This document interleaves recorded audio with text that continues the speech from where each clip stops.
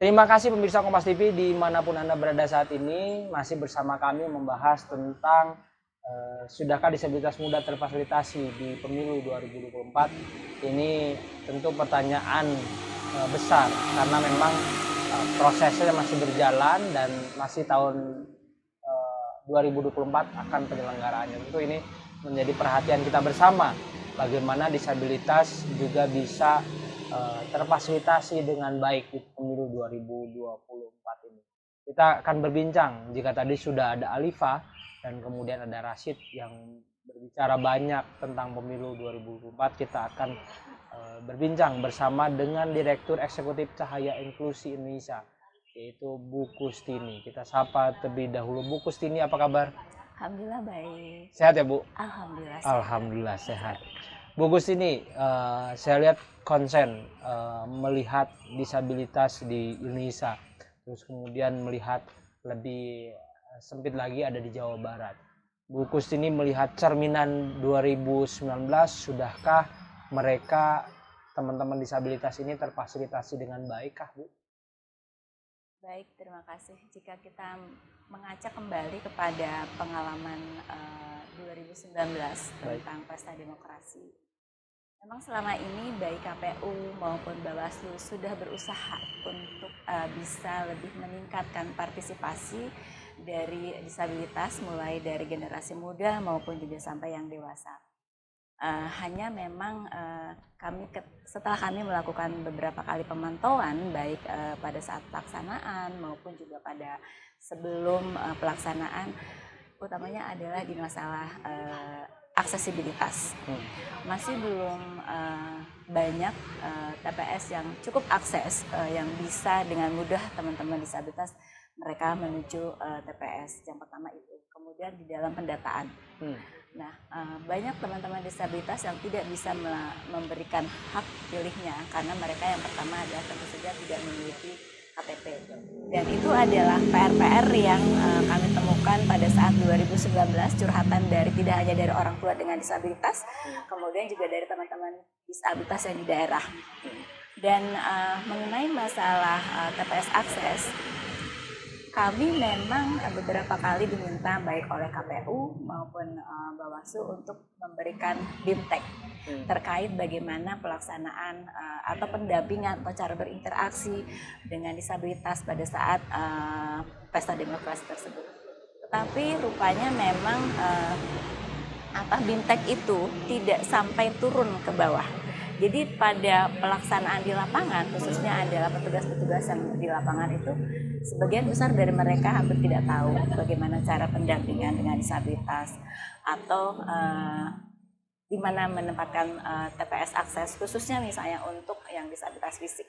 Itu kan tidak boleh berada di tempat-tempat yang misalnya berumput tebal atau misalnya yang berbatu atau misalnya yang di ruangan yang memiliki tangga. Tetapi fakta di lapangan ketika kami melakukan pemantauan masih banyak TPS yang ditempatkan di jauh dari disabilitas. Artinya aksesibilitasnya nggak begitu bagus ya? Aksesibilitasnya masih nggak begitu bagus gitu. Kemudian juga template untuk disabilitas netra.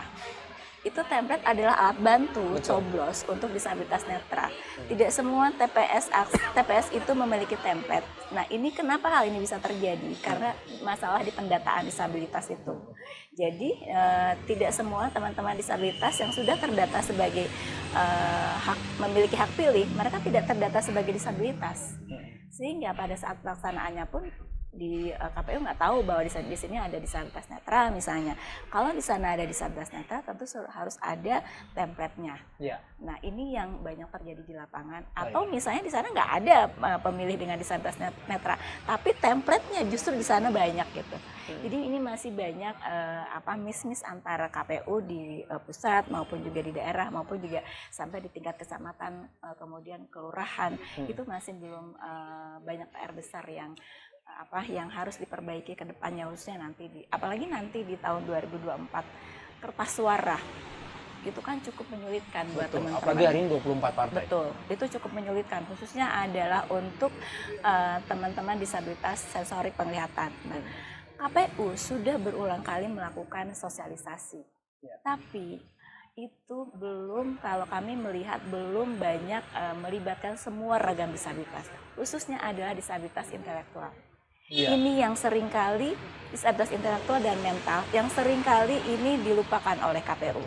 Jadi ketika melakukan sosialisasi, mereka lebih banyaknya netra, fisik, atau tuli, rungu bicara, dan ketika ada seyogianya ketika kita melakukan sosialisasi disabilitas, terlepas apakah itu ada 1 atau 10 orang disabilitas yang memiliki hambatan pendengaran, itu kan harus ada juru bahasa isyarat. Betul. Nah, itu seringkali terlupakan. Tapi kalau di Jawa Barat sendiri soal regulasi tentang disabilitas dengar-dengar belum ada aja nih. Betul nih.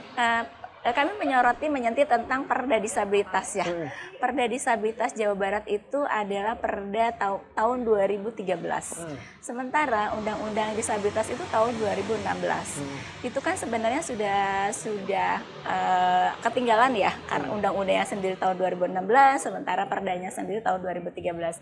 Kami sudah mengawal dari tahun 2017 sebenarnya agar ada perbaikan. Apakah ini nanti perbaikan atau misalnya mengganti keseluruhan perda itu. Nah, pada bulan sebelum puasa itu bulan April, kami sempat melakukan workshop terkait perda disabilitas ini dengan instansi pemerintah Provinsi Jawa Barat. Dari Biro Hukumnya sendiri sudah menyampaikan bahwa ini harus diganti. Tapi sampai sekarang belum. Baik, ini menjadi catatan juga bagi pemerintah provinsi, apalagi kalau begitu ke daerah juga belum sampai sempat turun nih Bu, dan kemudian belum dibuat ya. Nah, sebenarnya ada beberapa kota kabupaten yang sudah memiliki perda disabilitas dengan mengacu kepada Undang-Undang Nomor 8. Hanya kalau seandainya itu kemudian perda disabilitas provinsi itu kemudian diganti, tentu saja yang kota kabupaten harus melakukan penyesuaian. Jadi akan lebih bagus kalau sebenarnya dari provinsinya dulu, kemudian baru turun ke kota kabupaten, gitu, supaya tidak jadi ada. Artinya revisi, provinsi gitu juga harus lebih cepat mengubah ini supaya memang di bawah melakukan perubahan juga begitu ya. Betul. Terakhir Bu Kustini, apa harapan dari teman-teman disabilitas, karena yang kita tahu Bu Kustini dengan cahaya inklusi Indonesia juga menjadi pendamping buat teman-teman disabilitas dalam pemilu 2024 ini. Apa harapannya? Harapan kami adalah teman-teman disabilitas itu tidak perlu merasa takut ya, tidak perlu merasa ragu, karena sebenarnya dari beberapa tahun 2019 kita pernah melakukan membuat satu pelatihan kepemimpinan generasi muda disabilitas. Dari sana banyak sekali teman-teman disabilitas yang belum pernah melakukan ikut berpartisipasi aktif di dalam pemilu ya gitu. Dan sehingga ini yang kami khawatirkan, bahwa kemudian suara disabilitas tidak tersampaikan secara langsung. Nah, harapan kami adalah teman-teman disabilitas khususnya yang nanti tahun 2024 mereka sudah memenuhi hak pilihnya, sampaikan hak pilihnya itu. Kemudian suarakan apa sih yang menjadi keinginan dari teman-teman gitu disabilitas. Karena tentu kebutuhan antara satu dengan ragam disabilitas tentu berbeda. Kebutuhan saya sebagai disabilitas fisik tentu berbeda dengan kebutuhan Alifah dan Rasid yang disabilitas sensorik dan penglihatan. Nah, harapannya adalah teman-teman menyampaikan sendiri apa sih yang menjadi kebutuhan teman-teman. Bersuara, speak up. Ini adalah tempatnya, tidak perlu takut, tidak perlu ragu. Sekarang sudah ada regulasi yang melindungi kebebasan dari teman-teman untuk bersuara. Baik. Terima kasih Bu Kustini, mudah-mudahan apa yang disampaikan menjadi harapan kita bersama. Semua disabilitas bisa bicara atau bisa bersuara dan speak up lah begitu ya. Dan banyak ragam media yang bisa kita gunakan, salah satunya dengan Kompas TV. Mudah-mudahan ini bisa didengar oleh semua stakeholder dan bisa. Salah satunya adalah regulasi tentang disabilitas di Jawa Barat yang harus cepat-cepat dieksekusi begitu ya, supaya memang ada penyeragaman dan kemudian penyesuaian di kota kabupaten di Jawa Barat, karena teman-teman disabilitas ada di mana-mana, di semua kabupaten kota ada, dan ini butuh payung hukum yang jelas. Bu Kustini, sekali lagi terima kasih. Mudah-mudahan informasi ini bermanfaat. Itu tadi perbincangan kami dengan teman-teman disabilitas dan Bu Kustini selaku Direktur Eksekutif Cahaya Inklusi Indonesia, yang memang menjadi salah satu pendamping untuk teman-teman disabilitas di pemilu tahun 2024. Mudah-mudahan Anda bisa beraktivitas seperti biasanya. Salam sehat, selamat beraktivitas.